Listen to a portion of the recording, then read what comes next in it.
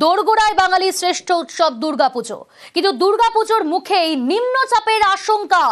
তৃতীয়া থেকে পঞ্চমীতে নিম্নচাপের পূর্বাভাস, অর্থাৎ পুজোয় আগেই বৃষ্টি, নিম্নচাপের আশঙ্কা করা হচ্ছে পুজোয় বৃষ্টি হতে পারে। আবহাওয়া দপ্তর কি জানাচ্ছে আরো ডিটেল জানাবো আপনাদের। বিশ্বজিৎ রয়েছে সরাসরি আমার সঙ্গে। বিশ্বজিৎ,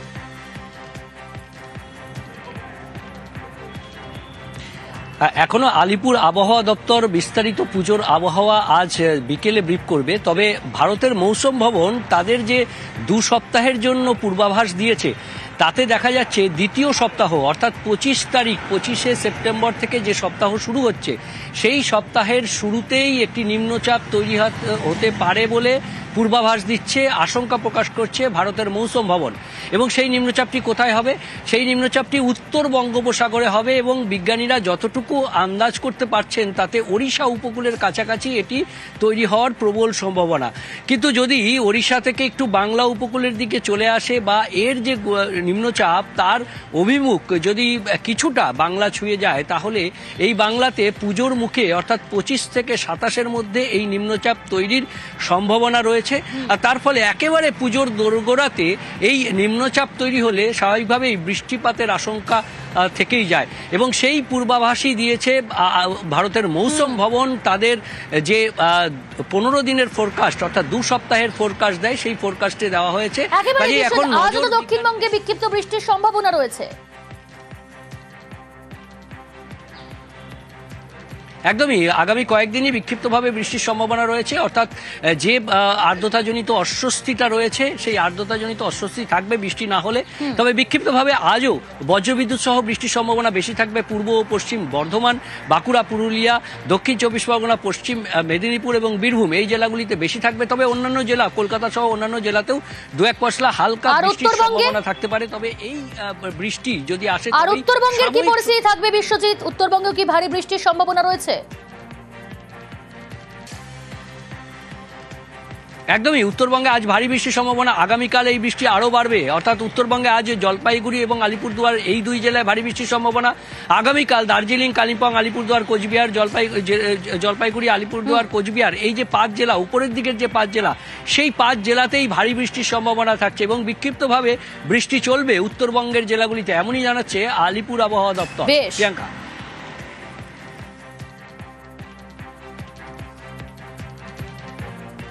গতকালের পর আজ উত্তরবঙ্গে ভারী বৃষ্টি। রাতভর বৃষ্টিতে ভাসছে জলপাইগুড়ি। তিস্তা করলার জলও ইতিমধ্যে বেড়েছে। কাপড় ধুতে গিয়ে করলায় ভেসে নিখোঁজ 1। শান্তনু রয়েছে আমার সঙ্গে। শান্তনু, নিখোঁজ ব্যক্তির কোনো খোঁজ পাওয়া গেল?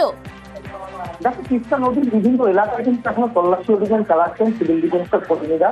বিশেষ করে তিস্তা করলা সেতু সংলগ্ন যে সকল এলাকাগুলো রয়েছে, বিশেষ করে 3 সাহেবের ঘাট, দিনবাজার এলাকায় তল্লাশি অভিযান চলছে। কিন্তু এখনো পর্যন্ত 3 ঘন্টা পেরিয়ে গেলেও কিন্তু নিখোঁজ যুবকের খোঁজ পাওয়া যায়নি। সিভিল ডিফেন্স কর্মীরা চেষ্টা চালিয়ে যাচ্ছেন।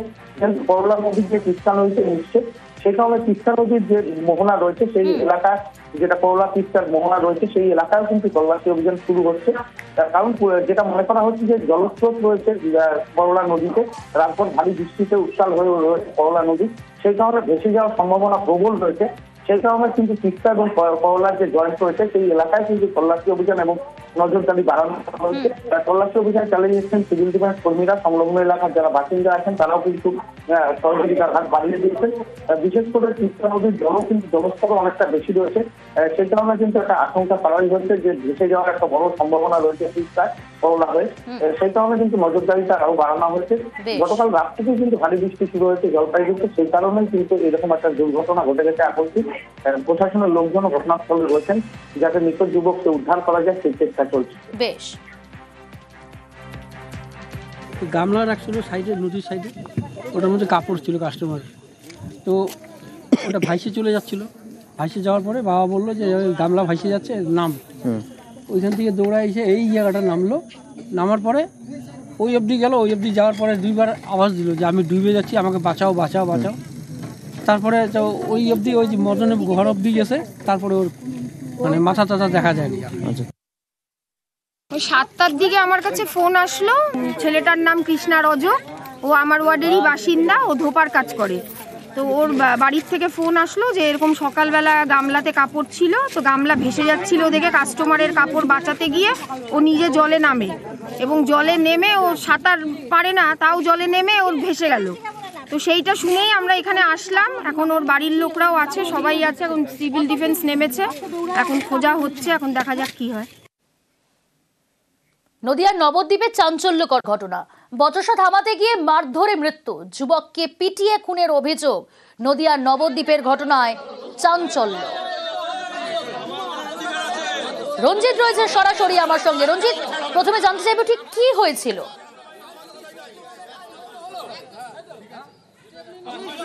দেখো, মৃত যুবকের নাম সঞ্জয় ভৌমিক, নবদ্বীপ পৌরসভা 6 নম্বর ওয়ার্ডের বাসিন্দা ছিলেন এবং সেই 6 নম্বর ওয়ার্ডের এই ঘটনা।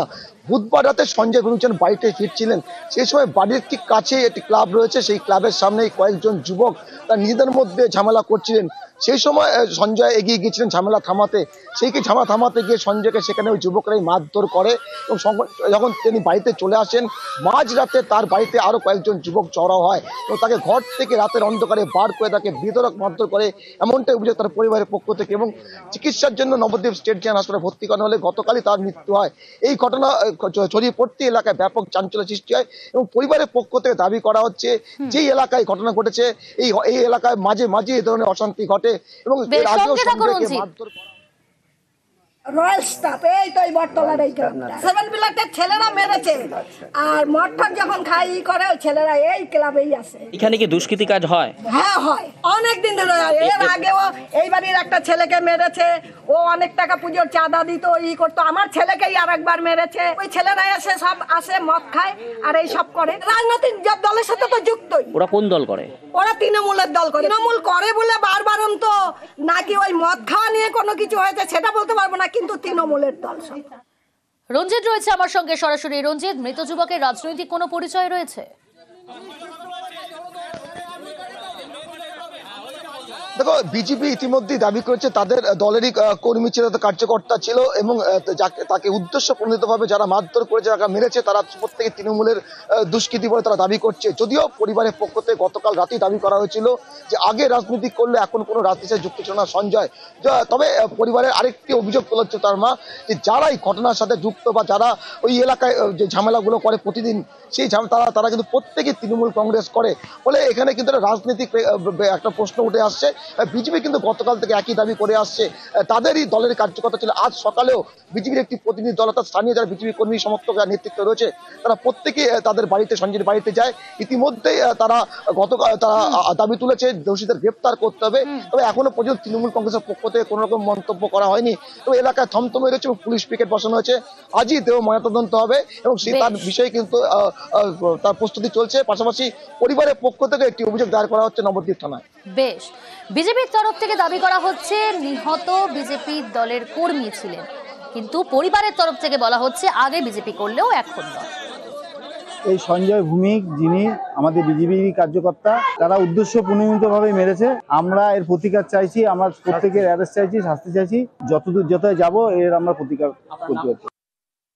ওরা আমাদের পাড়ার পার্কে এসে, একটার নাম তারক দেবনাথ, এমএলএ ড্রাইভার, আর একটা ছেলের নাম গদু, ওরা গন্ডগোল করছিল। তা আমার ভাই আর একটা ছেলে চন্দ্রশেখর নামে, সে বলছে তোরা গন্ডগোল করিস না বলে চন্দ্রশেখরকে প্রথমে মেরেছে। ওর বাড়ির পাশে বাড়ি ঢুকে গেছে, যে আমার ভাই বাইরে গেছে। যাওয়ার পর 1 ঘন্টা পর ভাইকে ঘরের থেকে টেনেছে, ওই বন্ধু আমার ভাইকে উঠোনে ফেলেছে, বুকে লাথি মেরেছে, মাথায় মেরেছে। একজন এমএলএ ড্রাইভার তারক দেবনাথ, আর ও হচ্ছে বুথ সভাপতি তৃণমূল। আমার ভাই বহুদিন আগে বিজেপি দেখলে এমনি কোনো দল এখন করে না। আক্রোশ নয়, ওরা নিজেরা গন্ডগোল করছে। আমার ভাই বলছে যে তোমরা গন্ডগোল করো না, বাড়ি চলো। এটা আমার ভাইয়ের অপরাধ। বাংলা ও বাঙালি আবেগে শান কেন্দ্রীয় অর্থমন্ত্রীর দুর্গাপুজোর কথা মাথায় রেখেই আগামী সোমবার থেকে নয়া জিএসটি লাগুর সিদ্ধান্ত। গতকাল কলকাতায় এসে মন্তব্য কেন্দ্রীয় অর্থমন্ত্রী Nirmala সীতারামনের। In that process, somebody said, why don't we do it from 10th September? Then somebody else said, no, from 15th September. Then we said, no, wait, when does Bengal's Pujo begin? It is after the Shraddha period, which is the Pitru Paksh. So, if Prime Minister Modi indicated Deepavali, and if GST has gone through a major revamp, the Shubha Mangal Divas is first day of Navaratri. the next day of Mahalaya. So don't you see the very strong influence of Bengal in this decision making? Absolutely for you all. Durga Puja নিয়ে যত কথা বলবে ততই বিজেপির দ্বিচারিতা ধরা পড়বে, পাল্টা কটাক্ষ কুণাল ঘোষের। বিজেপি যত এখন দুর্গাপুজো নিয়ে কথা বলবে তত বেশি বোঝা যাবে যে এদের দ্বিচারিতা এবং দিশাহীন রাজনীতি। বিজেপি নেতাদের পুজোটা কোথায় বলুন তো? বিজেপি নেতারা দু একজন দলবদলু ছাড়া যা বিজেপির আদি নেতাদের কোনো পাড়া আছে? যখন সিপিএম এরও জমানা ছিল, তৃণমূলের পুজোর সঙ্গে জনসংযোগ, বিভিন্ন জেলায় জেলায় দেখা যাবে যে তৃণমূলের নেতা কর্মীরা তারা একদম মানে পুজোর সঙ্গে ওতপ্রোতভাবে জড়িত। সুতরাং বিজেপি যারা পুজোর সঙ্গে, এলাকার সঙ্গে, মানুষের সঙ্গে, বাংলার মাটির সঙ্গে কোনো যোগাযোগ নেই, তারা হঠাৎ গুটিয়ে ঢুকতে গেলে এই অবস্থাই হয়। বদলি নিয়ে মামলা, আগের স্কুলে ফেরার নির্দেশ দিয়েছিল কলকাতা হাইকোর্ট। বলেছিল পূর্ব মেদিনীপুর জেলা প্রাথমিক শিক্ষা সংসদের কোনো আইনি অস্তিত্ব নেই। আদালতের নির্দেশে স্কুলে যোগ দিতে গিয়েছিলেন নীলাঞ্জনা মাইতি, আর সেখানেই তাকে হেনস্থা। কাজে যোগ না দিয়েই বাড়ি ফেরেন। চাঞ্চল্যকর অভিযোগ পূর্ব মেদিনীপুরের এগরায়। স্কুল কর্তৃপক্ষের দাবি, জেলা শিক্ষা সংসদের নির্দেশ না মেলায় ওই শিক্ষিকা স্কুলে যোগ দিতে পারেননি। একটা সময় এই স্কুলে চাকরি করতেন নীলাঞ্জনা মাইতি। এরপর দুবার বদলির নির্দেশ, এর বিরুদ্ধে হাইকোর্টে মামলা। আদালতের নির্দেশে নিজের পুরনো স্কুলে চাকরিতে যোগ দিতে গিয়েছিলেন। অভিযোগ, পূর্ব মেদিনীপুরে এগরায় সেই প্রাইমারি স্কুলে তাকে হেনস্থা করা হয়, প্রায় 4 ঘন্টা বসিয়ে রাখা হয়। চাকরিতে যোগ না দিয়েই বাড়ি ফেরেন। আমাকে 2টো পর্যন্ত বসিয়ে রেখেছেন। তারপর উনি বললেন যে আপনি যে কাগজপত্রগুলো নিয়ে এসছেন ওই কাগজপত্রগুলো আমাকে জমা দিন। তখন আমি সমস্ত আমার যে আবেদনপত্র এবং কোর্টের যত ডকুমেন্টস ছিল সব কিছু দিয়ে ওনার কাছ থেকে আমি রিসিভ করিয়ে নিয়ে এসেছি। এগরা পুরসভা এলাকার বাসিন্দা নীলাঞ্জনা মাইতি 2014 সালে এগরা চাটলা প্রাইমারি স্কুলে চাকরিতে যোগ দেন। 2017 সালে বাড়ির কাছে কসবা শীতলা প্রাইমারি স্কুলে বদলি। এবছরের শুরুতেই বিপত্তি। নীলাঞ্জনা মাইতিকে এগরা স্বর্ণময়ী প্রাইমারি স্কুলে বদল করা হয়। সেই স্কুলে তিনি যোগ দেননি। পরে এগরারই জগন্নাথপুর প্রাইমারি স্কুলে বদলি, সেখানেও তিনি যোগ দেননি। এবছরে মার্চ থেকে ছুটিতে চলে যান নীলাঞ্জনা। বদলির নির্দেশ চ্যালেঞ্জ করে কলকাতা হাইকোর্টের দ্বারস্থ হন। বিচারপতি রাজস্বী ভরদ্বাজ বলেন, পূর্ব মেদিনীপুর জেলা প্রাথমিক শিক্ষা সংসদের আইনি অস্তিত্বই নেই। 2015 সালের পর থেকে তাদের কোনো বৈধতা নেই, তাই তাদের পদক্ষেপের কোনো মান্যতা নেই। বদলি সহ অন্য পদক্ষেপ অবৈধ। নীলাঞ্জনা মাইতিকে নিজের আগের স্কুল অর্থাৎ কসবা শীতলা প্রাইমারি স্কুলে যোগ দেওয়ার নির্দেশ দেয় হাইকোর্ট। সেই মতো কাজে যোগ দিতে গিয়েছিলেন শিক্ষিকা, সেখানেই তাকে দীর্ঘক্ষণ বসিয়ে রাখা হয় বলে অভিযোগ। এমনকি কাজে যোগ না দিয়ে বাড়ি ফেরেন। হাইকোর্ট অর্ডার, এটাকে কেউ অমান্য করতে পারবে না, জয়েন করবেন। তবে ঊর্ধ্বতন কর্তৃপক্ষ একটু সময় চেয়েছেন। এগরা থেকে পঙ্কজ দাশরথী, নিউজ 18 বাংলা। পুজোর মুখে ব্যবসায়ীর বাড়িতে চুরি, সোনা নগদ সহ 10 লক্ষ টাকা লুটের অভিযোগ। জানলা ভেঙে বাড়িতে দুষ্কৃতীরা। সাকরাইলের আন্দুল চৌধুরী পাড়ার ঘটনা। পুজোর মুখে দুষ্কৃতী আনাগোনায় রীতিমতো আতঙ্ক ছড়িয়েছে। আতঙ্কে রয়েছেন এলাকাবাসী। আমি দোকানেই ছিলাম, তো মা একটু আগে চলে আসে 10:30 11টার সময়। তো এসে ওইরকম জানলার অবস্থা ওরকম দেখে আমার ফোন করলো। তো ওই সন্ধ্যের দিকেই হয়েছে, 8টা থেকে 10টা 10:30টার ভেতরেই হয়েছে। ক্যাশ তো ছিল, মায়ের কত গয়না ছিল সেটা আমি জানি না। মা তো বলছে গয়না চুরি হয়েছে। ক্যাশ ছিল 2.5-3 লাখ, গয়না তো আছে। পুলিশ তো এসে দেখে গেছে সব। এবার নজর পুজোর খবরে। বেলপাতার প্রতিমা, 500 বেলপাতা দিয়ে তৈরি হয়েছে প্রতিমা। সোনারপুরে এবার বেলপাতার দুর্গা।